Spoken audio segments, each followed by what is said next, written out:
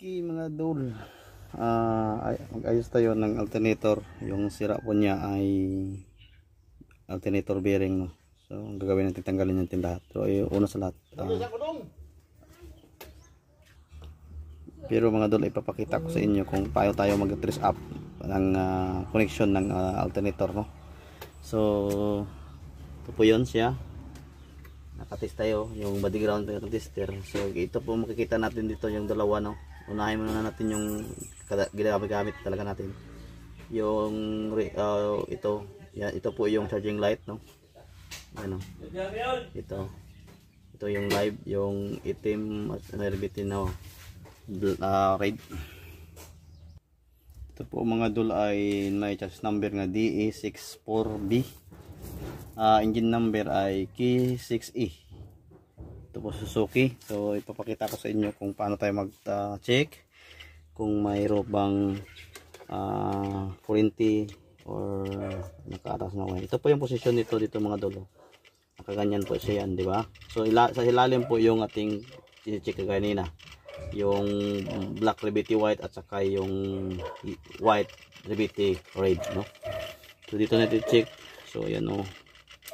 Yan, yan po ang may ilaw. Pag binaliktad mo yung tester mo, itong clip, ilagay mo sa live. Pag lagay mo dito sa kabila, iilaw yan doon sa dashboard, no? Yung battery sign. So dito hindi siya masyadong maiilaw, no? Yan. Yan lang pag check mo, mayroon ng ilaw doon sa dashboard, yung battery sign. So good po yan dito sa loob. Pag kasi pag start mo dito, lalabas po yung kuryente dito sa loob, no? Dito sa may socket nya lalabas yan, dito sa ibang connection dito, yung dalawa. So siguraduhin lang natin yung dalawa dito na ito po talaga ang pinaka importante, yung black Reviti white at saka yung white Reviti red. Yan ang pinaka importante sa. So ngayon ang gagawin natin, tatanggalin natin yung mainline, yun yung mga volt dito.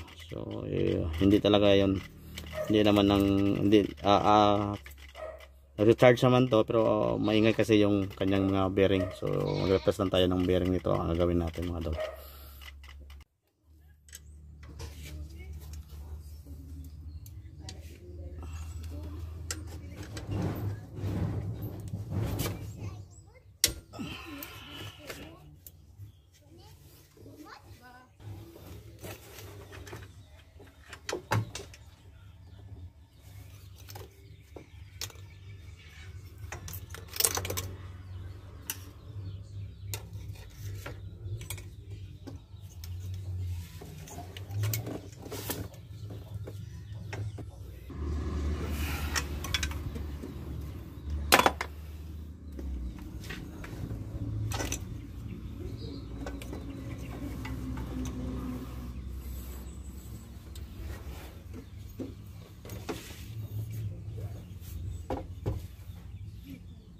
Hello mga dul, akala ko po ito po yung may sira yung bearing ng alternator.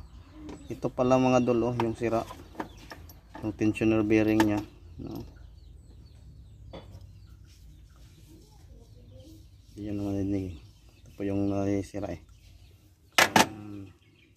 kailangan palitan. Yung number po nito mga dul ay 609 6909 po. Ito po yung number nya. Yan natin mga dol, ha.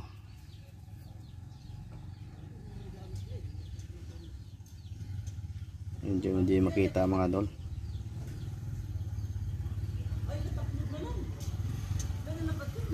Basta 6909 po itong dol. So palitan natin to, or kabuuhan ng tensioner bearing, no?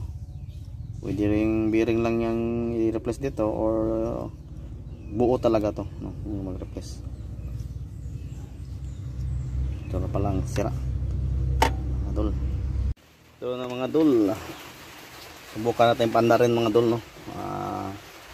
Tuloy mga dol, ito ay replacean ng release tayo ng tensioner.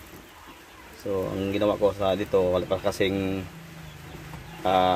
nagtitinda dito sa amin. So ang ginawa ko, lagyan ko na ng grasa.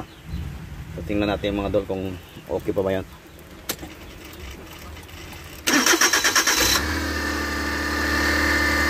Yan mga dol, oh. Medyo konti na lang yung ingay ng tensioner.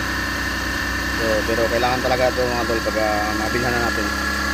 Mag-replace tayo. Hindi naman sira yung tensioner. Nabusan lang talaga ng kanyang grasa na. Pero pag panahon, pag time, mag-replace talaga tayo ng tensioner na. So yan lang po, ang number po nito o return ko ay yung sa tensioner ay 6909. Yan po yung sa tensioner na sa loob. So okay na. Maraming po salamat. Sana mayroon kayo ng tutunan kung bakit naingay yung inyo ang engine. Diba, sabi nila yung sa alternator daw, okay naman yung sa alternator. Yung nakita ko talaga yung sa kanyang tensioner. So God bless po sa lahat. Yan po.